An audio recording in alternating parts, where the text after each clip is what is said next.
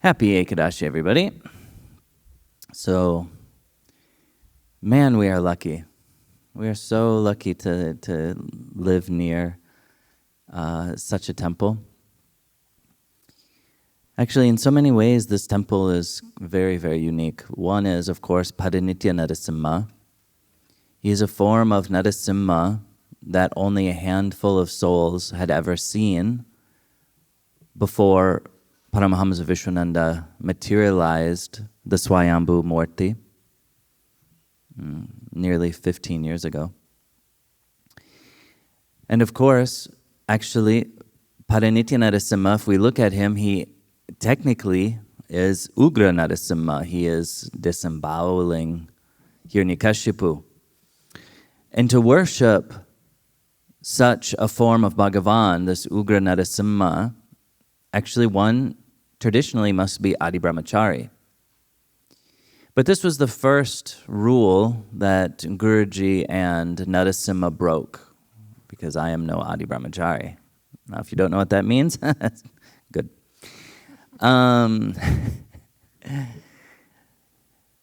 But this is like very much in alignment with Guruji. Guruji, he represents, or he's constantly teaching one truth, and this truth is that God is not far away, that God is here for everyone, that one doesn't need to be sannyas to attain the Lord, because if one had to be a certain way to attain the Lord, then that would mean the Lord is limited.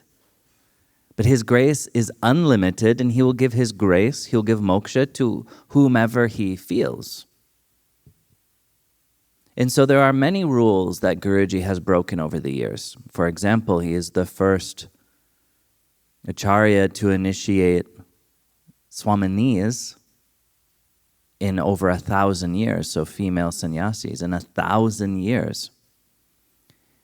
Because again and again and again, he's saying God is equally here for everyone. Next, what is also very unique about our ashram is these 3,000 salagrams, which is, every Ekadashi, so that's the 11th day of the lunar month. Every Ekadashi, we worship all 3,000 salagrams. So if you're not really familiar with the salagrams, you might think, oh, this is normal. This temple has the most salagrams of any temple in the Americas, by far. Actually, to my knowledge, there's only one other temple in the world that has a similar amount, and that's Guruji's personal ashram in Sri Pitanalaya in Germany, and two temples, one in India, one in Nepal, that have 125,000. So we're actually in the top 4, top 5 temples in the world. The salagrams, they actually come from one river in Nepal, Kaligandaki. And in this river, I was there 2 years ago, and it is a riverbed that is at times 2, 3, 4 miles wide, that it's not sandy. It's all stones. And so 1 out of like 1 million of those stones is a salagram. So even to find one salagram in the Kaligandaki is incredibly difficult. Actually, I was searching there in my waist in the water, looking for a salagram for 45 minutes before finding one. And part of the reason why this river is named Kaligandaki, Kali means dark, is because it is so full of silt that is like you can't even see 1/4 of an inch into the water. It is like completely opaque. And so you're looking around water, which you can't see, looking for a salagram, 1 out of 1 million. It's very difficult. Finally, I was so frustrated, and I prayed to Tulsi, because Kaligandaki is a form of Tulsi. Actually, in the scriptures, I said that Kaligandaki is her hair. I was so frustrated. I said, Tulsi, give up your gifts. And I plunged my hand into the water, and I grabbed I grabbed the first thing I felt, and I pulled it up, and it was a salagram. And I said, oh, wow, thank you so much.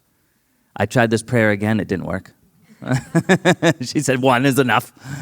We did find a few more, but it takes a long time. So imagine 45 minutes per salagram, 3,000 salagrams. Imagine how many years it has taken to find these salagrams. There are some temples in South India that are literally thousands of years old. Literally. And for especially an American mind, that is insane. That's like crazy idea. That there are temples that have been worshipped in every day for thousands of years. For a time, I lived in Europe. And the first time, or at the ashram, the Sri Pitinalaya, there's a little village, and I mean a little village, like maybe 100 people live there, maybe 150 people. It's Kemmel. And when you go into Kemmel, there's a sign that says Kemmel was established in the year 1126. And I thought, that is crazy. That's insane. Like to imagine this little village has been here for, how many hundreds of years. So for an American mind, temples that are thousands of years old that have been worshipped every single day alone is crazy. And you know how many salagrams those temples have? One salagram. Because a salagram is exceptionally holy. The salagram is Swayambhu. Swayambhu means self-manifested divinity. So this reality is made up of the 5 elements, right? Earth, water, air, fire, ether. But there is a 6th element which is spoken about very rarely because it is an element of the infinite. It is an element of the soul, and until we have moksha, we'll never understand it anyway, so it's rarely spoken of. Even actually in some traditions, even ether is not spoken of, because how can we understand the void before we have mastered the previous 4 elements? So even ether is so sublime, so subtle, that at times is not spoken of. So what of Shuddha Sattva, the 6th element? The 6th element is literally condensed infiniteness. It is the element, quote unquote, of Vaikuntha, of the soul. It is the element of infiniteness. And a Swayambhu Murti or a Shaligram, they are Swayambhu. They appear to be stone. They appear to be limited, but they are not limited. There are many stories of saints from many different traditions where their body has turned to light. Why? What is that light? That is Shuddha Sattva. They are producing light of their soul. They are showing that the 5 elements which have created their body and mind have been completely obliterated and have surrendered to the element of their divinity. And so to be in the presence of Swayambhu Murti or Shaligram, even one, is a crazy blessing. Just to have darshan, just to see a Shaligram immediately burns karma of this life and past lifetimes, just to see them. In the Padma Purana, it says where 27 miles around one Shaligram being worshipped, if someone passes away, they have moksha. Because of the grace which the Shaligram is constantly emitting. Okay? So we take like Lakshmi here, or Babaji Ramanuja, Rukmini Panduranga, Tulsi, or the big Paranitya Narasimha there. They were carved by hand. Of course, divinity is inside of the Murtis. Divinity is inside of everything, obviously. God is immanent. He's inside every atom of creation. But why don't we see it? Why don't we see the divine everywhere? It's because we are still limited ourselves. So through pranapratishtha, through prayer, the divine unhid itself, and now these murtis have become enlivened, right? So we worship them not as stone, but as incarnations of God. But the salagram did not have any pranapratishtha. The salagram was manifested by its self, by its desire, thousands of years ago, and each one had its plan of where they want to go. One cannot force a salagram to go where it does not want to go because it's divine.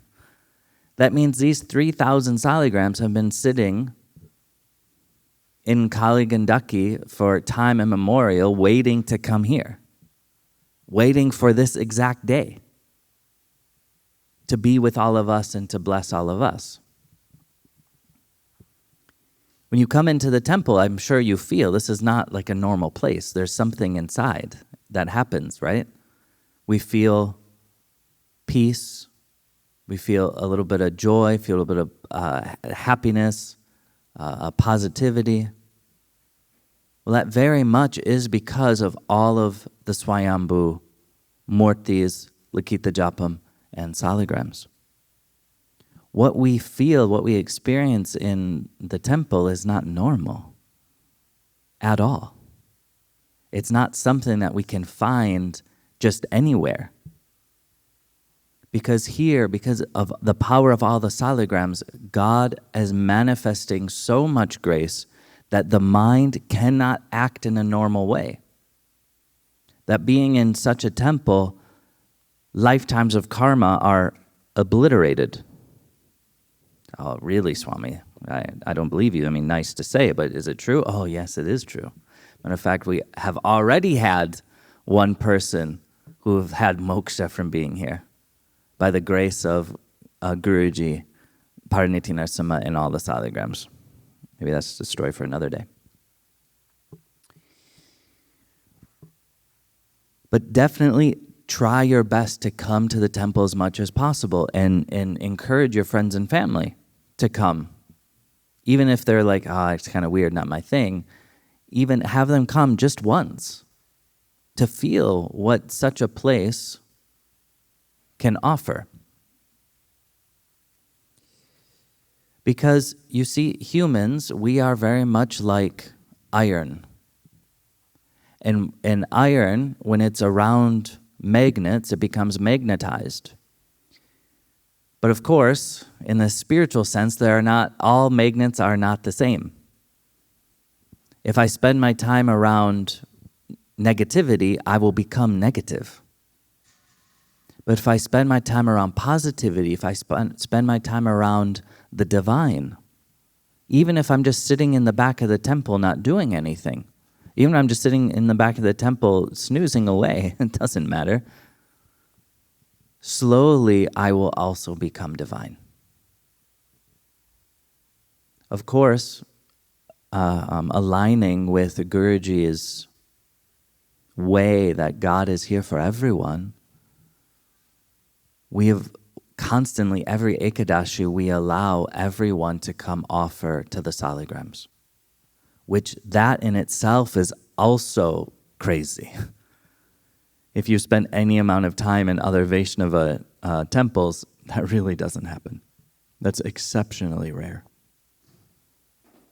We look after the salagrams on behalf of everybody, but when people are here, they can also offer to them because God is here for everyone.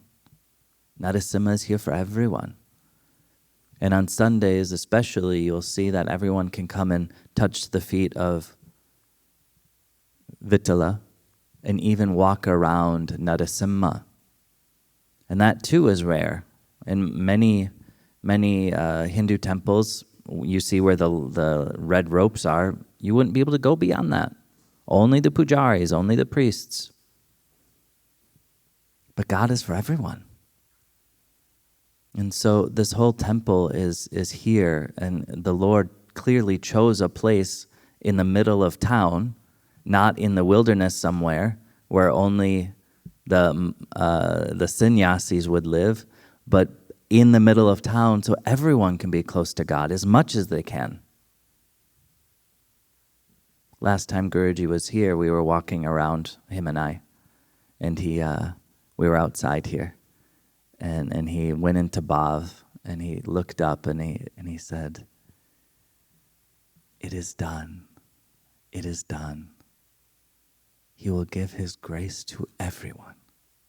It is done. It is done." Jai Gurudev.